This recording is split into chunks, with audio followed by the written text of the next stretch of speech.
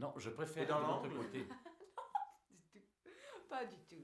A Day in Colonial Haiti by Philippe Gerard. Oui. Narrated by Carrie Wilson. Peut-être qu'on pourrait mettre celui-là. Non, non. Mais pourquoi pas? Non, non, non. Mais oui, 10 a.m. The Colonial Scholar examines a curious case. Did you know that a colleague of mine discovered that priceless artifact? Moreau de St Mery looks around him, startled.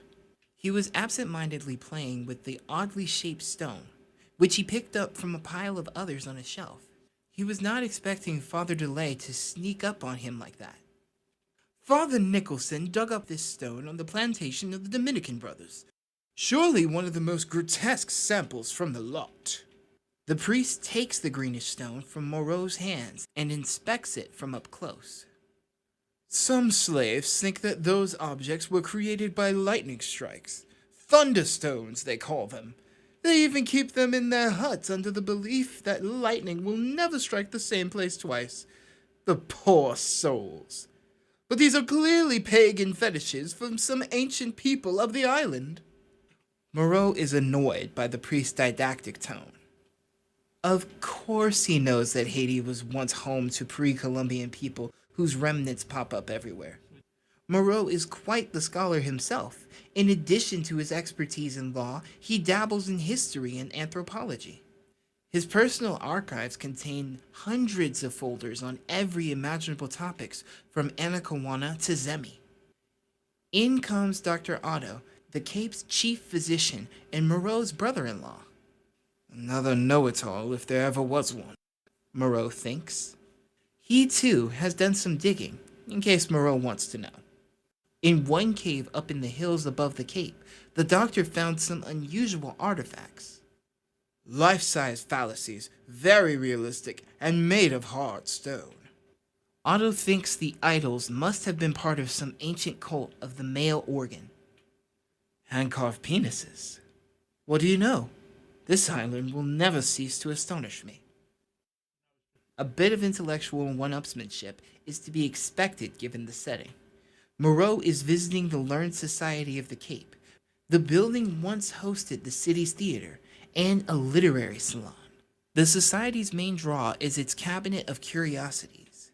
These private museums of the Age of Enlightenment hold a bric-a-brac of animal specimens, curios, and unidentified artifacts that are crammed into every possible space, including the ceiling. The centerpiece of the society's collection is the embalmed head of one of the island's original inhabitants, a Taino Indian who carved both the phallus unearthed by Dr. Otto and the stone idols that Moreau and Father Delaye were examining. Members of the Learned Society often argue over the embalmed head's bizarre shape, with its sloping forehead and conical skull. Some think that the Tainos molded their babies' heads in infancy for aesthetic reasons, as the Mayans of Mexico are also known to do. But Dr. Otto is convinced that the sloped forehead was a racial trait unique to Haiti's original inhabitants. Moreau occasionally resents his colleagues' efforts to upstage him, Haiti's foremost expert on every conceivable topic. But aside from that, the Learned Society is his happy place. Most colonists are only interested in quick riches, so Haiti is a dull place for sharp minds. But many intellectual debates have taken place inside the Cabinet of Curiosities. Members of the Learned Society of the Cape publish articles on diverse topics, such as cattle disease, tetanus, and the cochineal bug. The Society's official seal is appropriate, a hive of busy bees laboring under the tropical sun. The Society's main mission is to combat ignorance, starting with the fad for animal magnetism that is currently taking Haiti by storm. A longer-term goal is to gain official recognition from the King of France. A royal charter would open up partnerships with the prestigious learned societies of London, Paris, and Philadelphia.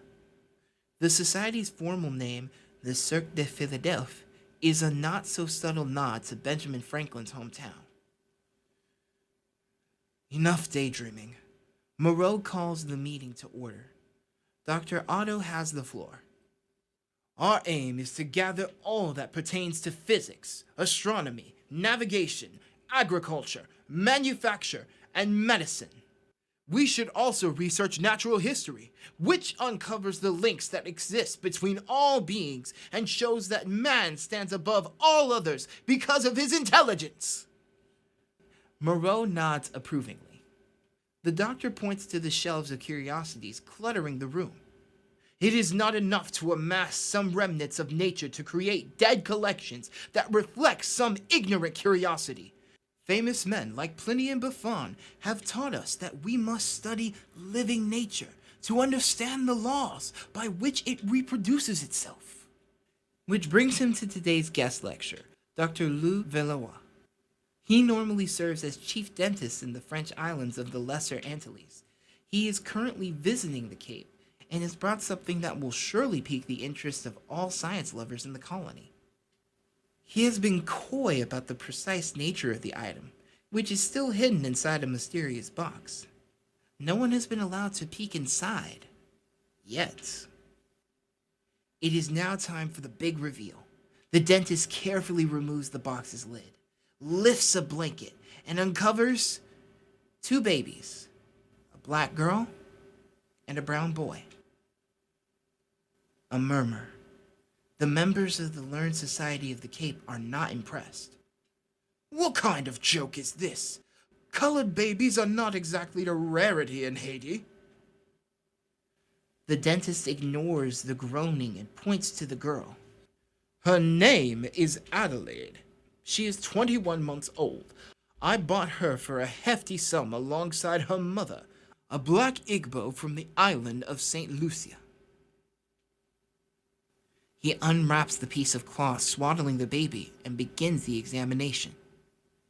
You will notice that her face is light black and almost brown, with the exception of a large white stain, shaped like a feather, that starts from the bottom of the nose, goes up to the hair, and is about 1 inch wide at its largest. The hair, from the white stain on the forehead until the soft spot, is the color of white wool, frizzy like Negro hair. A black girl whose skin is covered in white patches. Now that is interesting. With the development of plantation colonies like Haiti, there has been growing scientific interest in the biological underpinnings of race. Gone are the days when scholars believed that humans naturally turn black when they live in the tropics. White Creoles like Moreau have lived in the Caribbean for generations without changing color. Meanwhile, Africans who visit France don't lose their dark skin. Clearly, racial characteristics stem from other causes. But what are they? That is one of the great mysteries of 18th century science. And who better to crack this case than a colonial scholar like Moreau? The learned men swarm around the box, scrutinizing the white patches that cover the black girl's body. There are, of course, those who argue that blackness is a biblical curse that God inflicted on the descendants of Ham, notes Father Delele. But I have serious doubts about this. This surprises no one. Father Delele is known to be close to his black parishioners. Too close, some might say. Colonists are always suspicious of priests who think of slaves as fellow children of God instead of units of production. Now is the time to show that pontificating priest that I am more than a colonial lawyer. Moreau clears his throat. Last year, I personally examined a black albino woman. Her skin was white all over, even though both her parents were black. Her hair was a kind of reddish blonde wool, quite pleasing to the touch. Here's more. The black mother was convinced that her daughter was born white because during her pregnancy, she had seen a striking painting of a white woman in church. Some European scholars also think that a mother's imagination can influence her child's color, confirms Dr. Otto.